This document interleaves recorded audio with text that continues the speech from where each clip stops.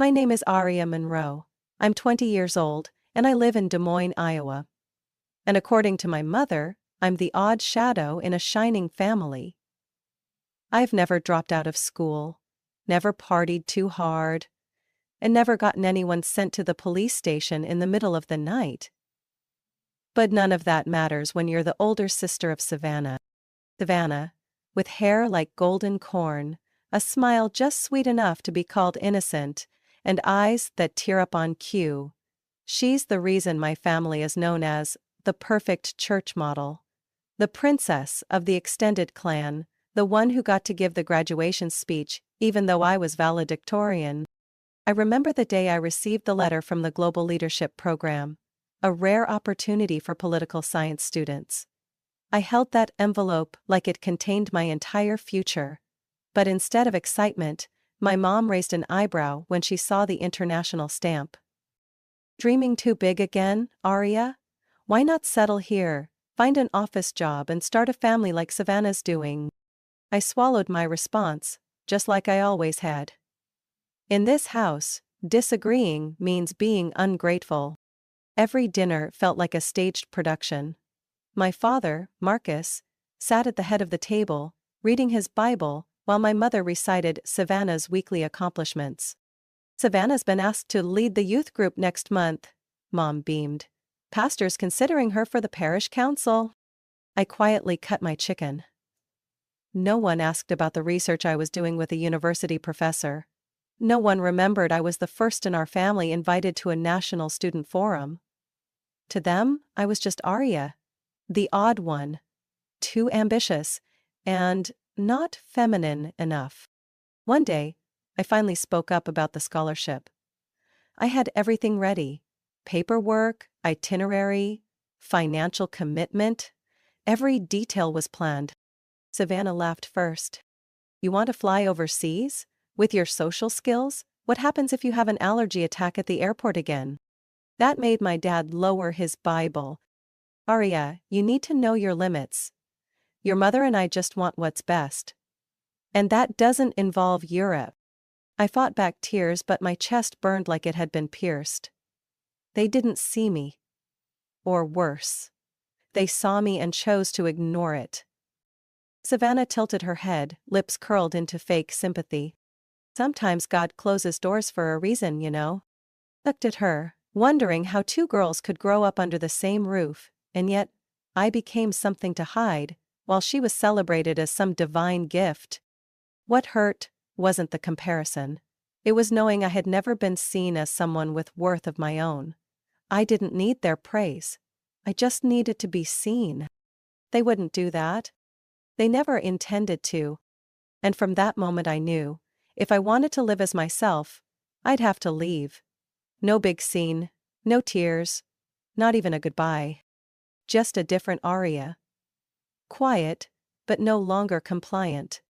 I discovered my passport was missing on Friday afternoon, right after coming back from the bookstore where I'd bought a leather notebook to journal my upcoming trip to Europe.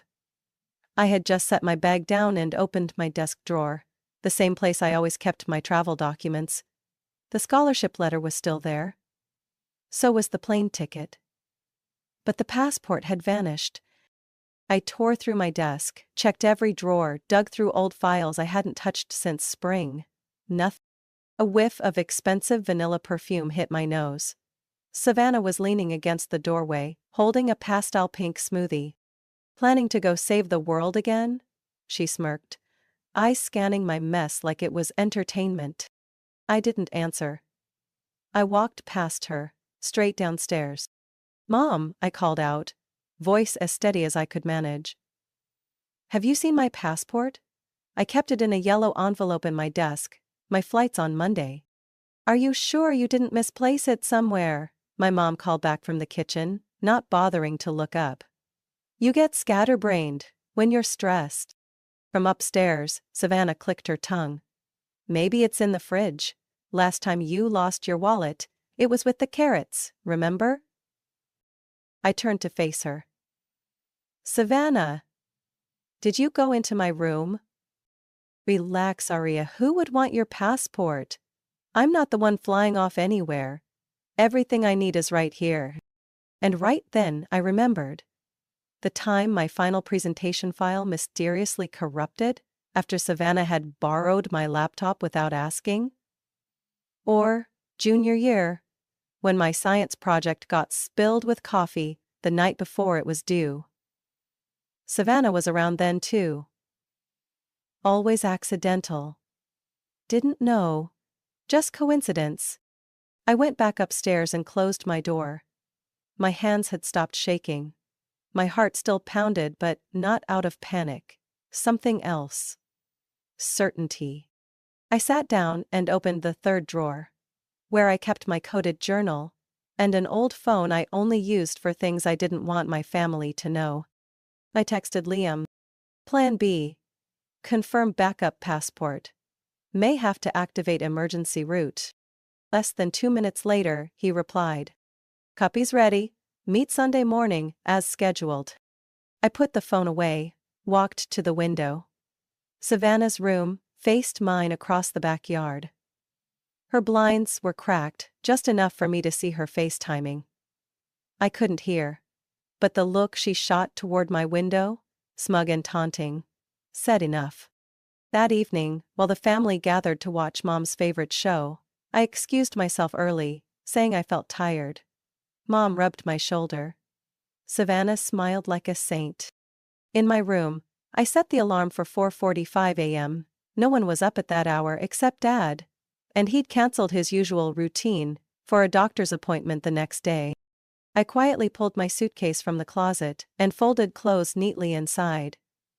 The original passport might be gone, but the backup? I'd applied for it back in March, the moment I received the scholarship offer, and sensed trouble might come. Liam didn't know everything about my family, but he knew enough to understand what I meant when I said, I need out without being seen. The next morning at breakfast, Mom's voice was gentle, almost pitying. Maybe that scholarship isn't the path God meant for you. The harder you push, the clearer He closes that door, Ari. I nodded and gave a small smile. Maybe you're right. Savannah chimed in. You look like you're finally getting it. I'm proud of you, really. I met her gaze head-on. You've always looked out for me, haven't you? That night, I fake cried into my pillow as Mom brought in a cup of chamomile tea. I left it untouched on my desk. The house was silent at 4:43 a.m. I was already dressed. I rolled my suitcase quietly down the hall, stepping over the stair that always creaked. But there was one sound I hadn't planned for, the bathroom door opening. Where do you think you're going? Savannah's voice cut through the dark, colder than I'd ever heard. I turned. Calm. Unhurried. To where I actually belong. I opened the front door and walked out, leaving behind a family that still believed they could control everything. I didn't leave for good that day. I just went away for a few hours, met Liam at the Greyhound station on the edge of town, confirmed the backup passport, reviewed my flight schedule, and sent scanned copies of my scholarship documents to the program office as a precaution. Then I came home in the afternoon, like nothing had happened. Savannah was sitting on the sofa, a foamy latte in hand, casually chatting with my mother about decorating the new church activity room. She glanced up when I walked through the door, eyes filled with surprise and suspicion. Back earlier than expected? She said, voice soft as cotton but sharp as a blade. Yeah, I replied, setting my bag down without taking my eyes off her. Still haven't found the passport. That sentence was the match that lit the firestorm I was fully prepared to face. That evening after dinner, I placed my phone on the table. On the screen were photos of my new passport, the payment receipt, and a PDF labeled, Application Backup Timeline, Confidential. I'm done keeping secrets, I said, looking directly at my parents. I got a backup passport in April. Because I knew something like this could happen, and it did. The air thickened, my mom blinked rapidly, my dad furrowed his brow. Savannah pressed her lips together, her eyes shifting like she was calculating her next move. What are you talking about, Arya? My mom asked, voice low. You think someone took your passport? I turned to Savannah. Anything you want to say? She let out a soft laugh, the kind only someone fluent in lying could pull off. You're blaming me? That's ridiculous. You lose stuff all the time. Why does everything have to be some conspiracy? It's not a conspiracy when all the signs point to one person, I replied. My dad set his chopsticks down. Just a light clink, but enough to jolt the room. That's enough. Arya, you're stirring up drama over something no one can prove. Your mother and I have been very patient, but this has gone too far. My mom jumped in, wearing that weary look she saved for when I was too much. You always try to be above everyone. But not everyone's meant to fly as high as you think you should. Sometimes the good life is right here. In Des Moines. Savannah placed a hand on her chest, as if deeply wounded. You always think I'm holding you back, when I'm just trying to help you face reality. I stood up. Reality is that you've sabotaged every opportunity I've ever had. And Mom and Dad always believed you. Because you know how to play the role of the perfect daughter better than I ever did. My mom stood up too. Arya, I think you're lost. You need to pray, ask God for clarity. I let out a dry laugh. I've been praying for 19 years. And I finally realized something.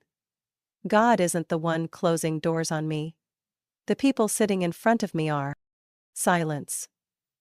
My dad's eyes darkened, but he said nothing. Just shook his head, like I had confessed to some unforgivable sin. I left the dining room without looking back. In my hand was the suitcase I'd packed days earlier, hidden under my bed. The zipper only needed a light tug to burst open, with everything I needed. I wasn't playing by their rules anymore, no pleading, no explaining. All I had to do now was keep my passport dry and my interview outfit wrinkle-free. From behind me, Savannah called out. You'll regret this, Arya. You always make things harder than they have to be. I didn't turn around. I just said, speaking the truth isn't complicated, pretending lies are, love is. I walked upstairs and closed the door behind me. No footsteps followed. No knocks came. Just a strange, heavy quiet. Like I had officially stepped out of the role of the troublesome eldest daughter they had cast me in since the day I learned to read. The clock read 9:17 p.m. In about 8 hours, I'd be gone. Not out for a walk to clear my head or taking space to cool off, like they probably assumed, but for real. No looking back. I opened my closet and pulled out an old shoebox from the far back corner. At the bottom, under layers of old newspaper, was a clear plastic sleeve holding my backup passport, a printed plane ticket, photocopies of my scholarship papers, and an international SIM card, still unactivated. Everything had been ready since early April, when I realized family support only applied to Savannah, and I was on my own. I sent an encrypted message to Liam via Proton Mail. Alpha 2 confirmed, departing 5:10 a.m. checkpoint, behind Walgreens lot. A minute later he replied. Told you. Don't do anything reckless. You sure? I typed 3 words. Never been surer. The navy backpack had been packed and stashed under my bed for days. I double-checked everything: charger, earbuds, document pouch, RFID blood-reading wallet, and a handwritten checklist of what to do if I got caught before leaving. I'd even taped a note inside the flap. No compromise. My bedroom had a sliding window that opened to the back porch roof. If anything went wrong, I wasn't using the front door. I'd practiced climbing down once in June. Scraped my knee, but it was fast enough to avoid Savannah's gaze when she came home early. No goodbyes, no letter. I didn't believe in movie endings, where the runaway leaves a note apologizing for hurting people. I hadn't hurt anyone. They had. Savannah posted on Facebook at 10:12 p.m. a photo of us from 9th grade with the caption, "Praying for peace in the chaos. Family above all." Absurd. She could spin anything into her own little tragedy. That performative brand of virtue signaling the church just loved to reward. I turned on white noise from my phone to drown out the storm in my head. I wasn't scared. Just alert. Every detail of the plan had been rehearsed, backed up, timed down to the minute. 2:30 a.m. I used my body clock to nap for just 2 hours. Enough to reset, not enough to drag. 4:37 a.m. I woke before the alarm. Already dressed in jeans, a black tee and a thin hoodie, I zipped the backpack slowly, slung it over one shoulder, and tucked my phone into the inner pocket. Barefoot, I crept across the hardwood floor, stepping around the fourth stair from the bottom, which always creaked. Mom was asleep in the front bedroom. Savannah wouldn't be up until 7 o'clock, Ayman post her daily coffee story. In the kitchen, the fridge light blinked like a silent ally. I left a folded note on the counter. Don't look for me, Mom's daughter is still here, your other one isn't. Just as I turned, the back door flung open. Savannah stood there in a bathrobe, phone in hand, bare-faced. Something so rare it felt surreal. You think you can leave without anyone noticing? She asked, her voice stripped of sweetness. I tightened my grip on the backpack strap. Doesn't matter who notices, what matters is who tries to stop me. You're going to destroy this family. This family never existed for me. She raised her phone like she was about to record. I stepped closer. Close enough to see every twitch in her expression. If you want to make this another social media circus, go ahead. But remember, that last tearful prayer video? People are starting to catch on. She said nothing. I opened the door and stepped into the pre-dawn cold. The wind hit my face like one final pat on the back from the life I was leaving behind. Liam was waiting behind the Walgreens lot, just like we'd planned. I got in the car, and he didn't ask a word. We just looked at each other. One look that said everything. From this moment on, I was no longer someone they could reshape, blame, or guilt trip into staying. I had brought everything I needed, the only thing I left behind was silence. Flight 482 from Chicago to Rome departed at 7:25 a.m. local time. I sat by the window. Didn't sleep a minute during the 10-hour flight. Didn't open a book. I just stared out at the sky, watching the clouds drift past like I was shedding layers of old wounds, outdated judgments, and my mother's head shakes every time I spoke of my dreams. When the plane landed at Fiumicino Airport, I didn't feel as lost as I expected. Rome greeted me in early sunlight. Ancient, free, and achingly real. A kind of real I hadn't seen in 20 years under the Monroe roof. Outside the arrivals hall, a woman in a black dress and red scarf waved at me. "Aria Monroe?" she asked, her voice warm, perfectly American. "I'm Eliza Beckett, your academic advisor for the program." I nodded. "Yes. I'm Aria. Welcome to Italy, and welcome to your new life." Eliza took me to the student residence, a renovated monastery that now housed students in the Global Policy program. My room was small, with a window overlooking an olive garden, thick stone walls, an old wooden door, and an oak desk with a vintage lamp. I set my backpack down, opened the window, and for the first time in a long while, I took a deep breath without feeling the weight of someone else's expectations on my chest. That afternoon, I was invited to an informal meet and greet with scholars and international speakers. It was supposed to be casual, but as I stepped into the marble-tiled hall, I was overwhelmed. UN officials, NGO leaders, diplomats from various embassies, everyone was there. Eliza smiled at me. "You'll be fine. You were chosen for a reason." Before I could sit, the program coordinator approached me. "We were very impressed with your essay. Would you be willing to share your perspective in this afternoon's roundtable?" I looked him straight in the eye. Absolutely. 3 hours later, I stood at a small podium, speaking on the influence of digital media on public policy and youth political voice. Every sentence I spoke felt like peeling off years of shame placed on me by people who never believed I belonged. I ended with a line: "Sometimes, freedom isn't something given, it's something you claim for yourself, even when no one believes you should. Afterward, a French journalist shook my hand. You have a rare energy, Arya. I believe we'll be hearing your name again and again. That night, I got an email from the organizing committee. Ms. Aria Monroe has been selected to represent the North America delegation in next week's plenary session. I had never been chosen to represent anything back home. Not in school, not at church, not in my parents' eyes. At 11:52 p.m., I turned on my phone. My newly activated international SIM lit up with dozens of unread messages. From Mom. From Savannah. From an unknown number that had to be Dad.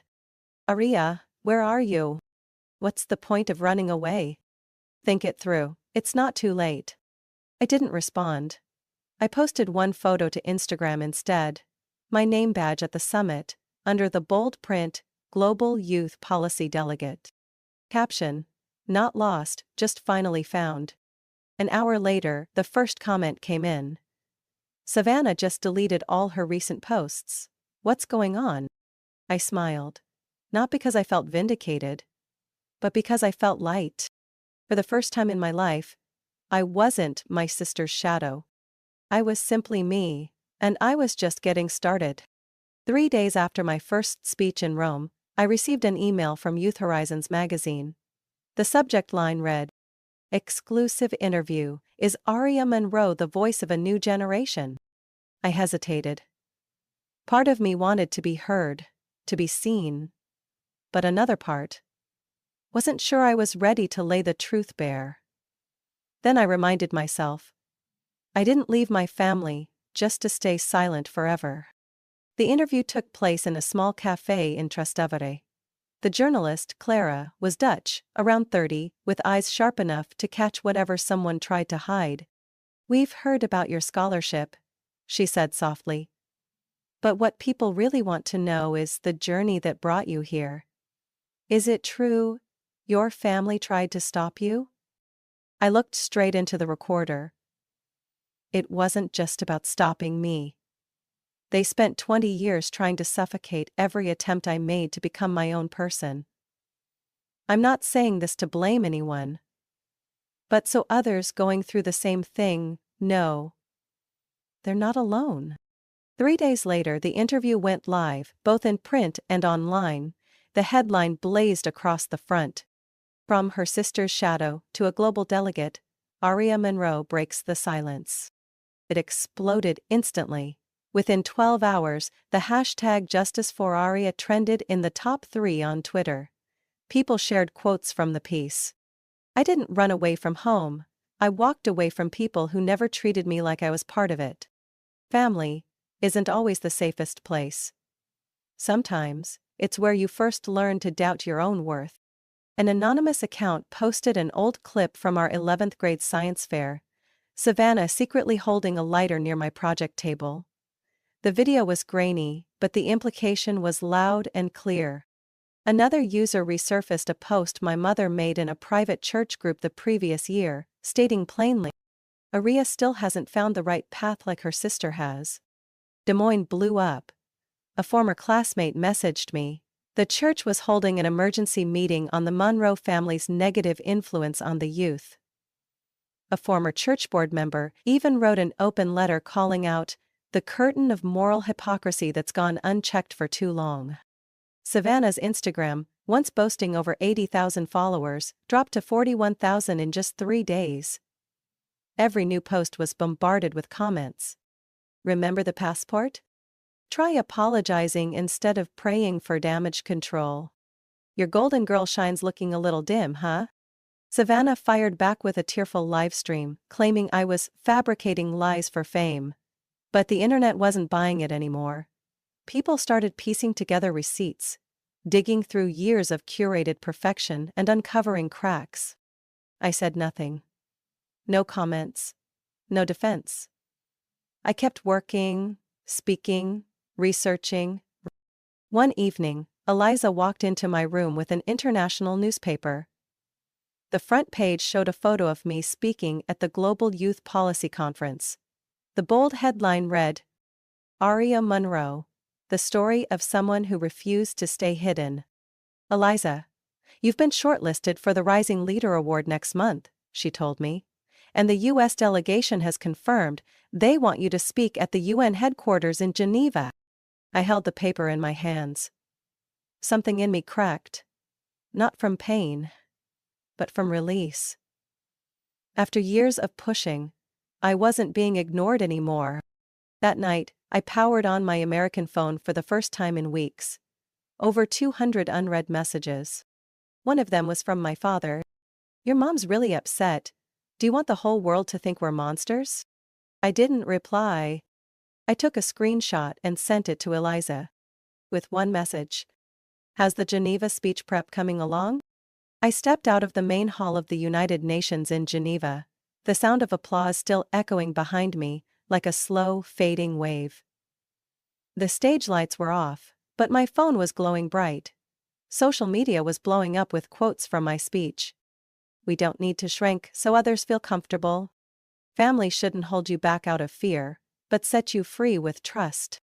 I was invited to a cocktail reception with delegates from 3 continents.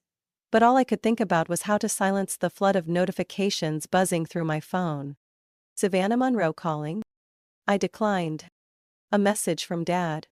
We need a talk. We're family, Aria. 1 minute later, Mom.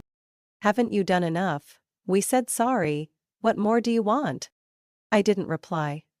I left the phone in my pocket and stepped out onto the balcony, lit by the soft white glow of Geneva at night. Eliza was already there, champagne in hand, gazing out over Lake Leman. Is it them again? She asked, without turning her head. I nodded. Now they're spinning it like it was all a misunderstanding, that I overreacted, that now that I've succeeded I should let it go? Eliza turned to face me. So, what are you going to do? I raised my glass. Just lemon water. I needed a clear mind for the life I was building. I'm going to keep going. I'm not stopping to soothe people who spent years twisting me into what they wanted. They call it reconciliation. I call it sugar-coated control. She smiled, nodding in quiet agreement. I had come further than they ever believed I could. The next morning, I woke up in my lakeside hotel room. Sunlight pouring through the curtains like a reminder. There's no going back now. My inbox had new mail. I'd been chosen as the face of Youth Beyond Borders, a campaign launched by the Office of the High Commissioner for Human Rights. They wanted me to speak in the Netherlands, Sweden, and South Africa over the next 3 months. Another photo was going viral, me hugging a young woman after the summit. She'd cried while sharing how her family had stopped her from going to college because girls don't need degrees. The comments under the photo kept coming. Aria gave me the courage to apply for a scholarship. I filed for emancipation after hearing her speak. She's the voice of the forgotten child. Meanwhile, in Des Moines, Iowa, my family had completely changed their tone. Savannah posted a long message on Facebook. I was wrong. I let ego and jealousy guide me. Aria deserves recognition, not to be erased. My mother posted in the church group. We love both our daughters equally. Aria has always been our quiet pride. Quiet pride? I almost laughed. They used to treat every one of my achievements as a threat. Now they were retrofitting me into their narrative to save face. A week later, I received an invitation. Savannah was slated to join a panel on Healing Sisterhood After Conflict, hosted by a faith-based media group. They wanted me to join. I declined, no hesitation, no spin. That evening, I recorded a podcast episode titled, Not Everyone Who Apologizes Deserves a Second Chance. My voice was calm, not bitter, but firm. Forgiveness is my right. But returning is my choice. I don't need to carry the ones who pushed me down just to prove I'm not angry. I just need to keep walking. The episode hit 500,000 streams in 48 hours. Liam texted me. You're changing the world. One steady decision at a time. I replied. I'm just not letting anyone rewrite a chapter I already closed. I sat alone on the balcony, laptop glowing with my travel schedule to Johannesburg. A notification chimed on my phone. An invitation to speak at TED Global. Topic: Reclaiming self-worth after leaving what you thought was family. I didn't feel bitter anymore. I didn't need them to understand. I just felt free. 3 months after my speech in Geneva, I stood in a packed auditorium in Johannesburg, South Africa, facing hundreds of young faces listening with fierce attention. A brown-skinned girl in the front row, her braided hair brushing her shoulders, raised her hand with a trembling voice. Have you ever felt wrong for leaving your family, even if they treated you unfairly? There's still blood, right? I smiled, taking my time to answer. I'd been asked that same question across 3 continents. And each time, I returned to the memory of a 19-year-old girl, standing at her front door at dawn, backup passport hidden in her coat. Heart clenched tight like a fist. I don't regret leaving, I said, steady and sure. I regret believing for so long that blood gives someone the right to crush the path you're meant to walk. Silence. Then one person clapped. Then another stood. Soon, the whole room was erupting. My schedule left no room for rest. Nairobi, then Stockholm, then Seoul. Everywhere I went, I met young people who had been dismissed, conditionally loved, cast in supporting roles in their own lives. They carried wounds. But they also carried power, just waiting to be sparked. And each time I shared my story, a little more light broke through for them. In Nairobi, a 17-year-old boy slipped a folded note into my hand after the summit. Today was the first time I believed I could be more than what my family says I am. In Sweden, a girl of Iranian descent said backstage, I was going to drop out because I was called ungrateful. But now I'm going to study, so I no longer feel invisible. Everywhere I went, people didn't just hear my story. They heard theirs, finally told in words they hadn't dared to use. In early October, I returned to Rome to film a campaign for Youth Beyond Borders.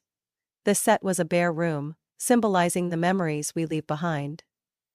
After we wrapped, the director asked if I wanted to add any personal element. I nodded. I requested a photo frame placed face down on the desk. No one could see the picture, but I knew what it was. A Christmas photo from when I was 15. The year I won a statewide speech contest, while the whole family only talked about Savannah's new haircut. At the end of the video, I stood, turned my back to the table, and walked toward the sunlight. No dialogue, no explanation, just the choice to leave. And the light ahead. That video hit 8 million views in its first week. Thousands of messages poured in. Some were thank yous. Some were apologies. From parents beginning to realize they might have hurt their children with blind expectations. I was invited to speak at TED Global, this time on the topic, Redefining Family, When Love Doesn't Come with a Bloodline. I spent 2 weeks writing the talk, scrapping and rewriting nearly a dozen drafts. But when I finally stepped onto that stage, I said only what my heart had always known. Forgiveness doesn't mean giving them the chance to hurt you again. Sometimes, loving yourself begins with saying no. To the ones who raised you. No one in the crowd cried immediately. They just sat there, long, silent, still, like something old inside them had just been named. A week later, I received an email from a stranger. Aria. I'm the mother of a girl who once ran away because we wouldn't let her study art. She heard you speak at TED. Now she's at the Florence Design Academy. I used to hate you. Now I'm grateful. I read it, then opened my phone and posted a photo from my hotel balcony in Lisbon, where I was preparing for my next talk. Caption: No one is born to live in a cage, even if that cage is called love. The first comment came just minutes later. It was from Savannah. Learning to look straight into the light without flinching. Thank you for not coming back. If you had, I never would have learned that. I stared at that message for a long time. But I didn't reply. I wasn't angry. I wasn't emotional. I was just at peace. Because I finally understood. My goal was never to make them bow their heads. It was to lift mine. Without needing anyone's permission. And I had done it. Arya's story reminds us that sometimes, family isn't the safest place to grow. Some are silenced and dismissed simply for not fitting the mold others expect, yet it's often those overlooked who shine the brightest. When they choose themselves and step into the light. Forgiveness doesn't mean going back. And success isn't about proving them wrong, it's proof you were never wrong for believing in your worth. What do you think about Arya's journey and her brave choices? Share your thoughts in the comments below, and don't forget to follow the channel for more powerful stories about family, choice, and finding your true value.